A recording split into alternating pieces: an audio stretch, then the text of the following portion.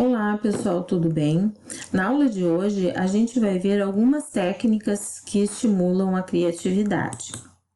Só que antes de a gente passar para cada uma dessas técnicas, é importante que a gente saiba como ocorre o processo criativo. Inicialmente se pensava que as pessoas nasciam com a habilidade, de serem criativos ou não.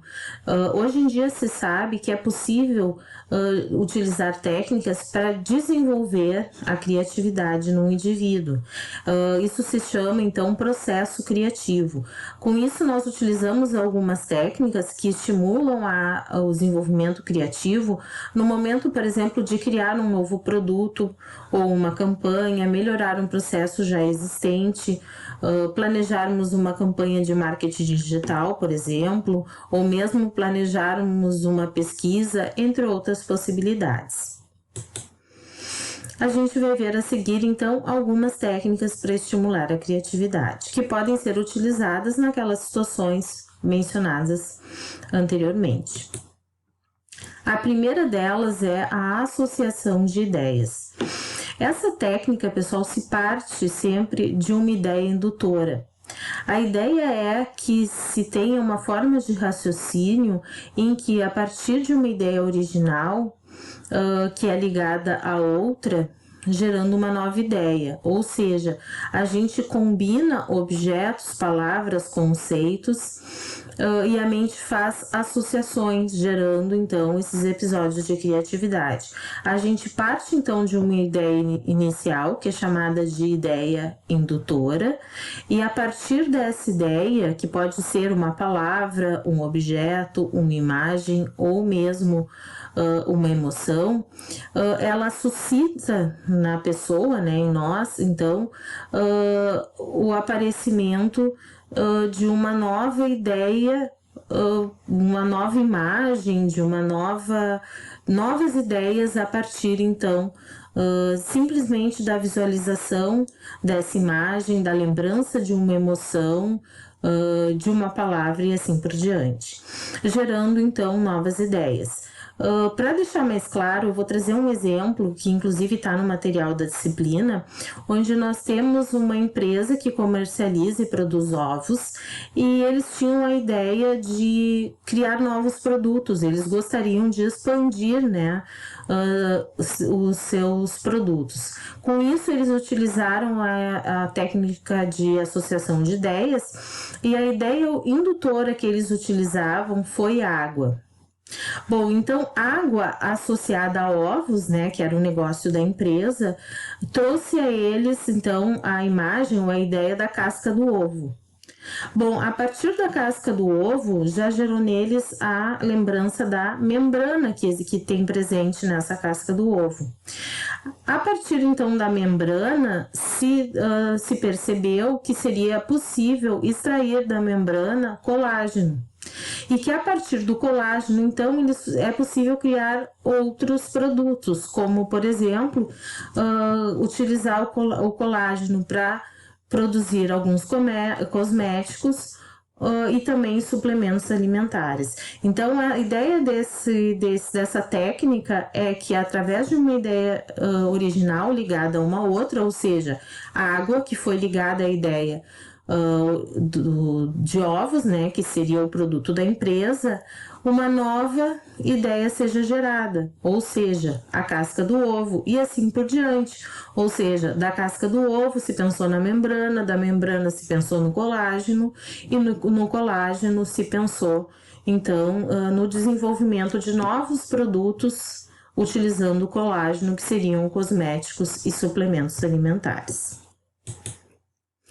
Outra ideia que é muito utilizada é o brainstorming, ou também chamado de tempestade de ideias. O brainstorming é utilizado em muitos contextos, porque ele é uma técnica bastante simples de ser empregada. A ideia é que se deixe a mente livre, que se lance então qual é a demanda, qual é o problema, o que se pretende realizar, e que então nós consigamos deixar a mente livre de forma que novas ideias possam vir, né, à nossa cabeça. E a gente deve, então, considerar toda a ideia que vier à cabeça. Bom, depois de todas as ideias surgirem, se inicia o processo eliminatório, ou seja, então vai se analisando as ideias que foram surgindo, associando, claro, sempre a demanda, né, e eliminando as menos importantes até que se chegue à ideal. Ela é uma dinâmica que normalmente é realizada em grupos, com a intenção, então, de encontrar soluções para problemas específicos ou se gerar novas ideias para projetos. Normalmente ela ocorre, então, em grupos, tendo sempre um condutor para organizar, né, essa dinâmica, seguindo as seguintes etapas. A primeira etapa é a orientação, onde então esse condutor vai orientar, vai passar as regras, né? Ou seja, vai passar a demanda para as pessoas que compõem o grupo, vai passar as regras, né? No que eles devem pensar, enfim, para então começar a parte de geração de ideias, que é a próxima etapa. Na parte de geração de ideias, então, é a parte onde todos envolvidos vão deixar gerar livremente as ideias, né, acerca da demanda. Depois que terminar a parte de geração de ideias, se passa para a parte de síntese e aperfeiçoamento, onde todas as ideias geradas, trazidas pelo grupo, são classificadas, relacionadas à demanda original, são filtradas, de forma então que possam seguir para a próxima etapa, que é a etapa da avaliação. Na avaliação, então, se faz uma seleção de uma ou mais soluções, né, de acordo com a demanda que se tinha, para ver quais são, então, as mais adequadas e indicadas. Outra técnica que é, de certa forma, um pouco parecida com a anterior, tem alguma relação com a anterior, é a brainwriting, ou seja, o registro escrito de ideias. Ela é parecida porque ela também ocorre em grupo e também prevê que os participantes possam, então, ter ideias acerca, né, da questão, da demanda em questão.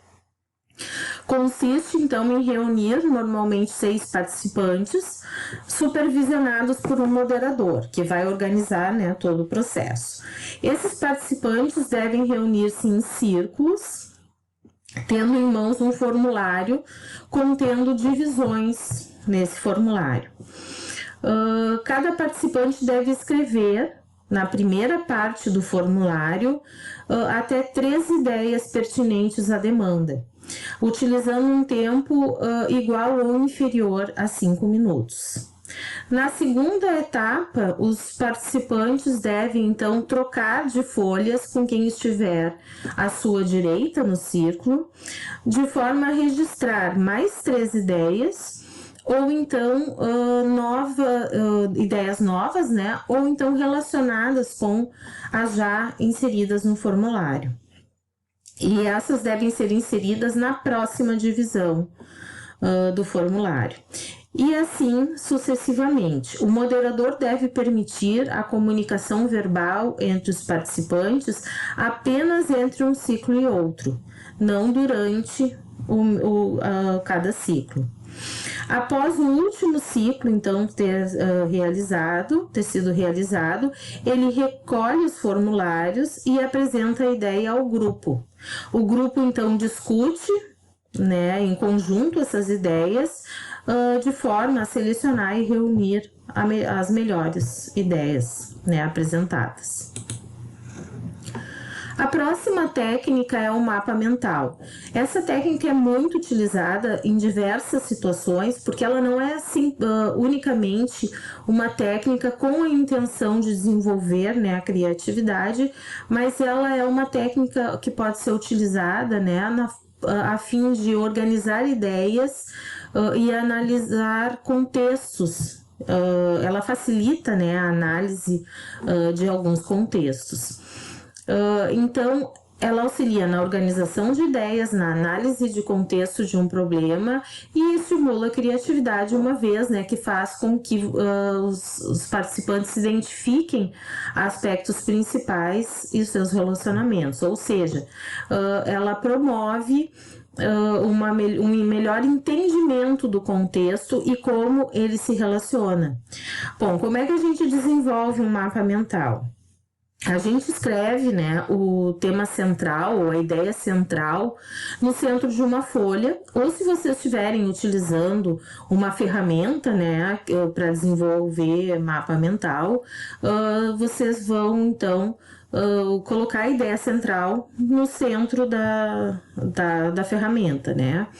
Depois a gente deve puxar algumas linhas a partir desse centro, de forma que a gente vá colocando nas extremidades da lista benefícios, objetivos, técnicas, princípios, todas relacionadas à ideia central, né? O interessante é que a gente deixe fluir livremente e vai estabelecendo então as conexões entre as ideias, né? Feito um mapa, é importante que a gente analise essas conexões criadas, às vezes é necessário fazer algum refinamento, mas uma vez construído o mapa, fica fácil de a gente olhar para ele e entender a conexão que existe com a ideia central e as ideias secundárias que envolvem o contexto sendo analisado. A próxima técnica é a de construção de cenários. Nessa técnica de construção de cenários, a gente vai inserir um problema ou ideia para ser analisado em diferentes contextos, de forma que a gente possa prever, né, as diferentes situações ou comportamentos dessa ideia ou problema nesses diferentes contextos. Bom, a gente parte identificando qual é o problema, né, ou que ideia a gente busca encontrar, detectar então as tendências que determinarão o futuro do negócio e construir cenários futuros detalhados em torno de cada tendência.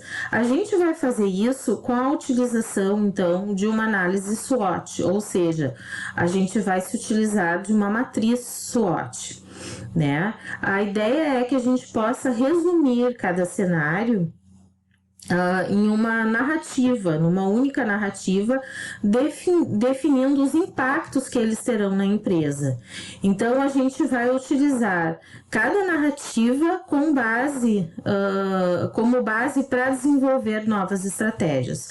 Bom, com a ideia, a matriz SWOT, ela ajuda a gente a ter um diagnóstico estratégico, uma vez que ela permite estabelecer relações entre os pontos fortes e fracos, que são aspectos internos e controlados, né, em relação às oportunidades e ameaças, que são aspectos externos e não controlados pela empresa. Então, o que a gente vai fazer? A gente vai estabelecer a matriz SWOT para cada contexto e então vai poder analisar o comportamento, né, e prever qual vai ser o futuro do negócio frente ao comportamento que em cada um dos contextos deve ter a partir, né, desse problema ou dessa ideia. Certo? Então, se define os diversos contextos e se monta, então, a matriz SWOT para cada um deles, trazendo, então, em cada um deles quais são os pontos fortes e os pontos fracos da empresa, né, para poder tratar desse problema ou desse processo, e também trazendo quais são as possibilidades externas, né, de oportunidades e ameaças que esse contexto pode enfrentar. E com isso a gente pode então analisar cada um desses contextos de forma, né, a destacar as tendências então que vão determinar o comportamento, né, da empresa ou do negócio em cada um dos contextos. Bom, outra técnica que a gente vai trabalhar também é a técnica de Design Thinking.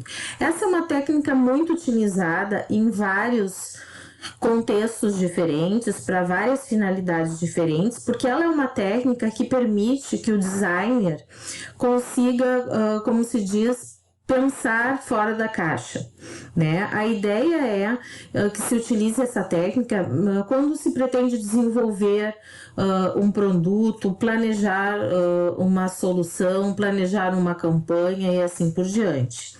Essa técnica ela trabalha com o pensamento abdutivo. O pensamento abdutivo ele é diferente do pensamento dedutivo, uma vez que o dedutivo ele normalmente ele se centra, melhor dizendo, numa sequência lógica de ideias. O pensamento dedutivo ele é centrado numa linha lógica sendo analisada até que se preveja o resultado ou se imagine o futuro, né? Se visualize o futuro através então desse pensamento lógico. Já o pensamento abdutivo, ele se distancia do pensamento lógico porque ele se centra nas experiências e nos conhecimentos que se tem, né? Então, o que ele faz é se desvencilhar do pensamento lógico cartesiano, de forma que ele possa, então, considerar os conhecimentos que se tem e a experiência que já se teve em vários contextos, de forma a pensar, tentar trazer novas ideias. Essa técnica ela é dividida em 3 partes. A primeira delas é a parte de imersão. Na parte de imersão, então, ocorre a busca, né, por identificar a necessidade dos atores, e possíveis oportunidades, né, que podem ser percebidas através da experiência desses atores frente aos problemas e também dos seus conhecimentos prévios. Depois de ouvidas várias ideias que podem vir, né, através de entrevistas com os diversos atores, inclusive, se passa para a etapa de ideação. Na etapa de ideação, a ideia é que novas ideias possam surgir de forma colaborativa. Nesse momento, se utiliza diversas técnicas que estimulem o desenvolvimento criativo. Na realidade, são essas técnicas já apresentadas até agora. Então, no momento de ideação, pode-se fazer um brainstorming, pode-se fazer uma associação de ideias, ou seja, as diversas técnicas já vistas até agora pode ser utilizada nesse momento frente às várias ideias trazidas da etapa de imersão, de forma então que se tenham novas ideias ou ideias inovadoras. A partir então dessas ideias se vai para a próxima etapa, que é a etapa de prototipação, onde então essas ideias vão ser validadas. A prototipação ela pode ocorrer de várias formas, pode ocorrer inclusive no papel, onde se desenha, se faz um gráfico, pode-se utilizar alguma tecnologia, depende de qual a demanda, do que se está desejando. Eu estou pensando então num produto, eu estou pensando numa campanha. Dependendo, né, de qual a demanda, se pode fazer prototipação de diversas formas. O que é importante destacar é que essas etapas não são estanques. A gente pode sempre voltar a partir de uma etapa intermediária para a etapa anterior ou para o início do processo. Ou seja, eu passo pela etapa de imersão, várias informações eu obtenho da etapa de imersão, são analisadas e é feita uma síntese dessas informações de forma a alimentar a etapa de ideação. Né? Aqui nada impede que eu volte para a etapa de imersão e para obter mais informação. Da mesma forma, da etapa de ideação, então, as ideias que surgirem nessa etapa vão para a etapa de prototipação. Mas, da mesma forma, não fique estanque nessa etapa de prototipação. É muito importante que daqui se volte para a etapa de imersão, que se envolva de novo os atores envolvidos, para que essa prototipação possa ser avaliada por eles e que talvez novos conhecimentos, novas informações sejam geradas aqui e levadas novamente para a etapa de ideação e novamente então para a etapa de prototipação. Espero que tenha ajudado. Um abraço.